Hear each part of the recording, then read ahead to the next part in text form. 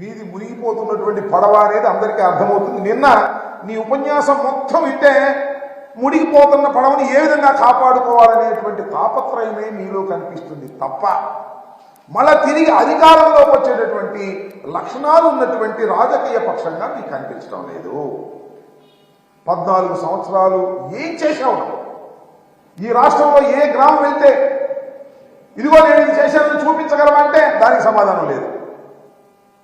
Iyo లేనిపోయినటువంటి ఒక అభూత కల్పనలు సృష్టించుకొని ఇక్కడ ఉన్న వాళ్ళందరూ కూడా దుర్మార్గులట. 7 ఏంటి పిల్లల రామకృష్ణారెడ్డి గారు మారీసుడు అంట, ఆయన మార్చమంటున్నాడు. ఆయన మార్చు దమ్ముంటే అన్నాడు. మార్చవయ్యా, దమ్ముంటిని ఓడించు, నీకు ఆ దమ్ముందని అడుగుతా ఉన్నా.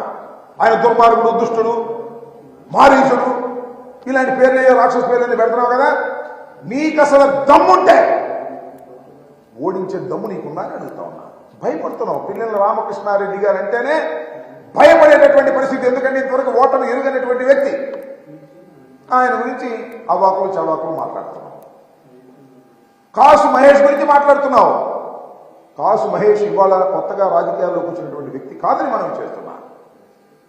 వారి కుటుంబం, వారి తాతగారు, వాళ్ళ నాన్నగారు ఈ రాష్ట్రంలో అనేకమైనటువంటి పదవులను నిర్వహించి రాష్ట్రానికి మేలు చేసినటువంటి వ్యక్తులు. మరి ఆయన మీద ఓడిపోయిన గురించి చెప్పలేమని నువ్వు? మా ఊళ్ళో అయితే పగలు తీసి పారేస్తారు. 5 సంవత్సరాలు ఇంత బ్రహ్మాండంగా చేసిన ఒక మాట చెప్పు. రజనీ గారి గురించి చెప్పావు, రజనీ గారి మీద ఓడిపోయిన ఆయన గురించి చెప్పు. లేదు శంకరరావు గారి గురించి, ఇసుక గురించి శంకరరావు గారి గురించి మాట్లాడావు, శంకరరావు గారి మీద ఓడిపోయిన ఆయన గురించి చెప్పు. వీళ్ళేం పగలు తీశారు? 5 సంవత్సరాల పరిపాలనలో ఏం చేశారు ఒకసారి గుర్తించుకోమని మనం చేస్తున్నా. నువ్వు చెప్పకపోయినా రాష్ట్ర ప్రజానీకానికి మనం చేస్తున్నా, లేదంటే ఆయా నియోజకవర్గాల్లో ఉన్నటువంటి ప్రజలకు మనం చేస్తున్నా.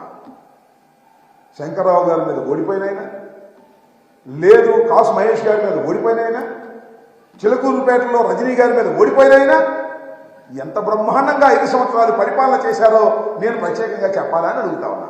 ఒక్కసారి జ్ఞప్తికి తెచ్చుకోండి, ఒక్కసారి నెమరు వేసుకోండి.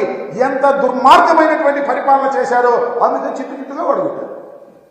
7 నియోజకవర్గాలు, 7 నియోజకవర్గాల్లోనూ 7 తెలుగుదేశం అభ్యర్థుల్ని ఓడించి వైఎస్ఆర్ కాంగ్రెస్ పార్టీ అభ్యర్థుల్ని గెలిపించినటువంటి ఘనత రాయలసీమ ఈ పల్నాడుకు దక్కుతుందని మనం చేస్తున్నాం. నా గురించి కూడా మాట్లాడాడు, ఆరోపణలు చేయలేదు. నేను అంబోధురాబాబు కొత్తగా మాట్లాడటం కాదు, అది కూడా ఎందుకు మాట్లాడాడో నాకు తెలియదు. ముందు మాట్లాడలా, మర్చిపోయినా అన్నాడు. కింద నుంచి వస్తున్నారు, రాంబాబు గురించి మాట్లాడు, రాంబాబు గురించి మాట్లాడు, రాంబాబు గురించి మాట్లాడాను. అంబటి రాంబాబు నడుస్తున్నారు. నీ సభలోనే నా గురించి అరుస్తున్నారంటే నాకున్న ప్రాధాన్యత ఏంటో నేను ప్రత్యేకంగా చెప్పవలసిన అవసరం లేదని మనం చేస్తున్నాం. అప్పుడు గుర్తొచ్చింది అంబటి రాంబాబు, ఆంబోతు రాంబాబు. నన్ను ఆంబోతు అన్నప్పుడల్లా నేను అంటూనే ఉంటా, దాని ఏం సందేహం లేదు. మరొక్కసారి అంటున్నా, చంద్రబాబు నాయుడు గారు నన్ను ఆంబోతు అంటున్నావు, రంకెలేస్తున్నాను అంటున్నావు, నిన్నేమనాలయ్యా?